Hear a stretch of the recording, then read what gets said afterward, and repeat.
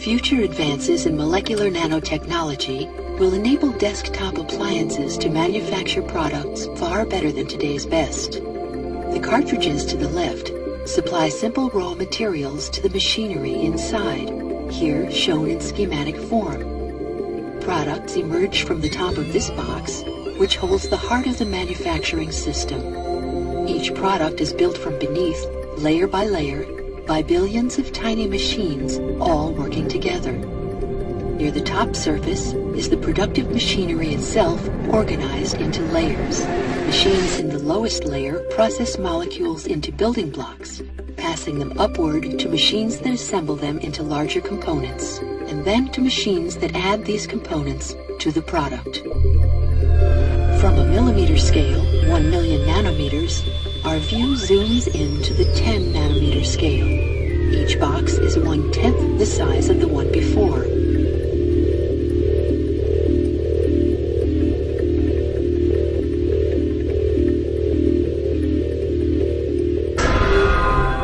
Here, at the molecular scale, nanomachines make small building blocks from molecular raw materials. The first machines sort molecules by their size and shape, passing some, rejecting others.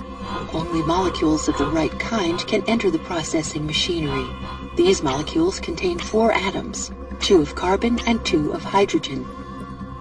The molecules bind to a device that carries them to the next stage. Then, a rotating mechanism swings tool tips into contact with the bound molecules. Each tip presses a molecular tool against a molecule, bonding it firmly.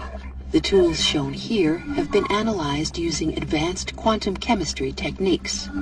Another tool moves in from the left to remove the hydrogen atoms, leaving a pair of carbon atoms exposed and ready to use. The tools then carry these atoms to their destination, where each pair bonds to a nanoscale building block, making a tiny bit of crystalline carbon, a bit of diamond. Motions happen quickly at this scale. This scene shows motion slowed by a factor of more than 1 million. A conveyor carries the blocks past further machines, which build the blocks step by step to full size.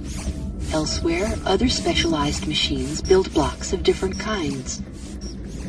A system of conveyor belts and transfer mechanisms carries completed blocks from where they are made to where they are needed. This transfer mechanism moves blocks from one belt to another. The transportation system carries many different kinds of blocks, different shapes, different materials, different functions. It delivers them to the next stage of manufacturing. Here, a programmable machine lifts and places small blocks to make larger blocks. The small blocks bond on contact to form components containing millions of precisely arranged atoms. These can be simple structural bricks or intricate components for mechanical and electronic systems. The completed components are delivered to the final assembly stage, where many machines work together to build the final product. Motions at this larger scale are still quick.